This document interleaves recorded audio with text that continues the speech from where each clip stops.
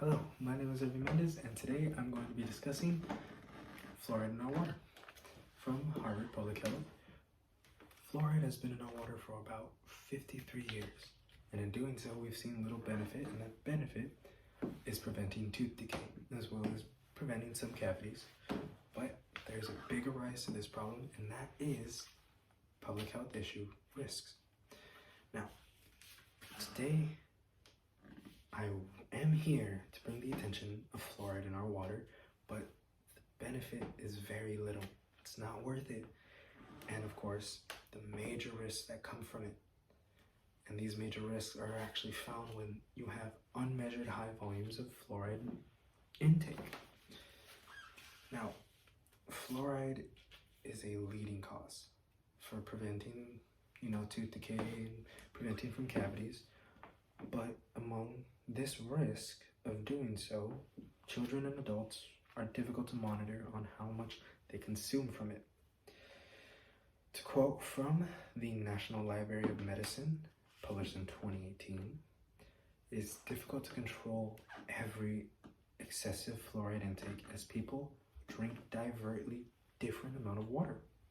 For instance, manual laborers, patients such as diabetics, and athletes and so forth need or may consume more amounts of water than the average Joe like you and myself. Accordingly, excessive fluoride intake can affect anyone regardless of your age, your health status, and if you're getting special, health treatment.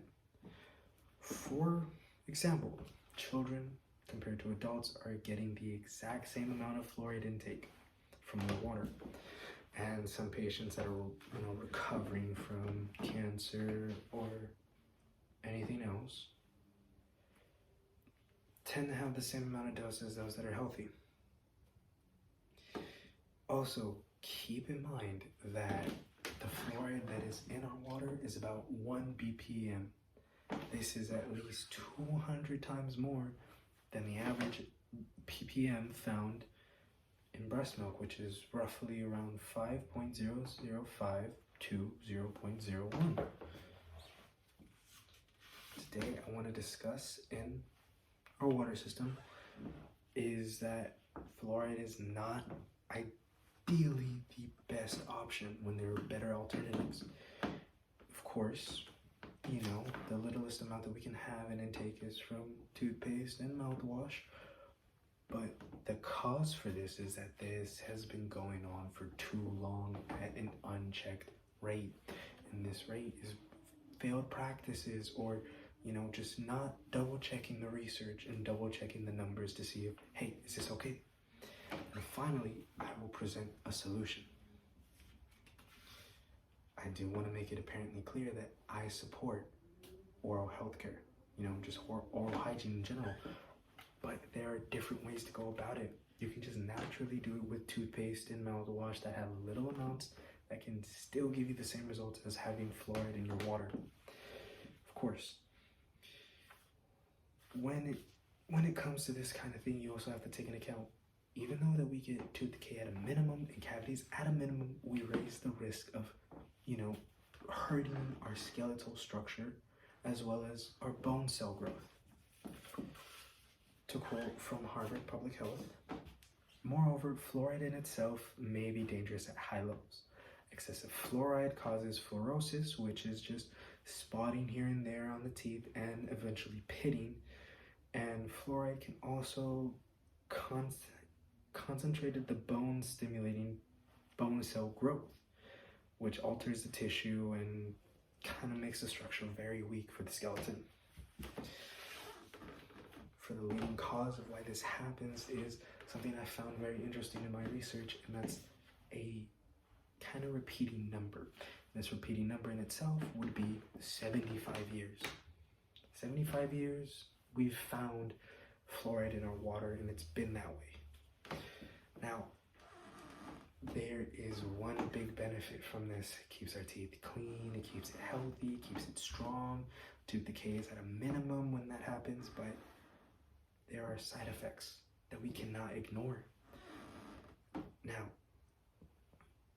even if this stems other sites kind of show that it's different, that fluoride is good for you, only in small doses, of course.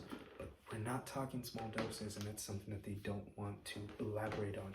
Matter of fact, they'll tell your children, hey, it's okay. Like mychildrenschoice.com tells their, audience, it's okay to have it because it's a natural thing that's found on Earth, and you also get it in your body. CDC says the same thing, that it's been around for 75 years and has done great work, but research shown from 2016 to 2021 shows otherwise, that it causes more problems to our health.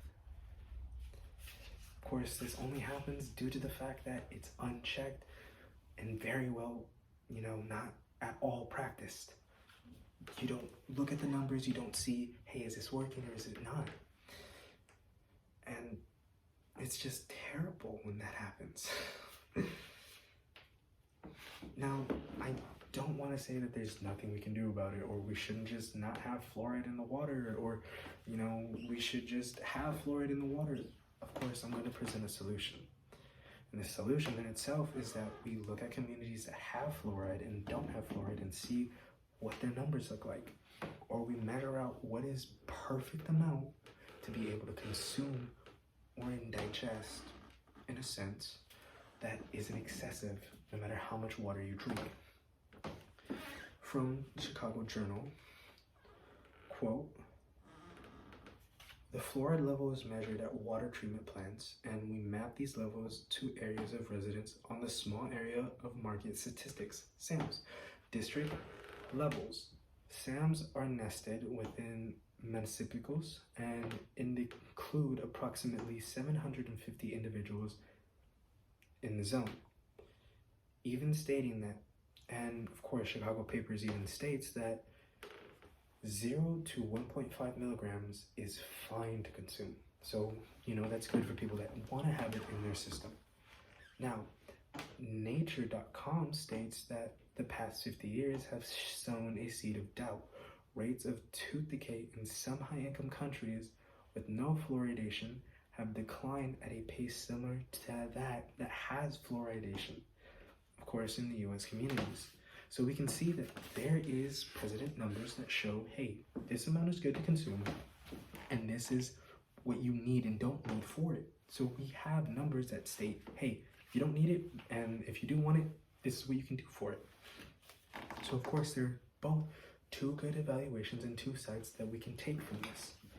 Now, today I have discussed the little gain we get from having fluoride in our water.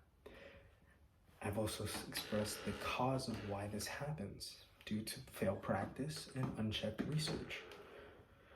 And of course, I presented a solution to you all.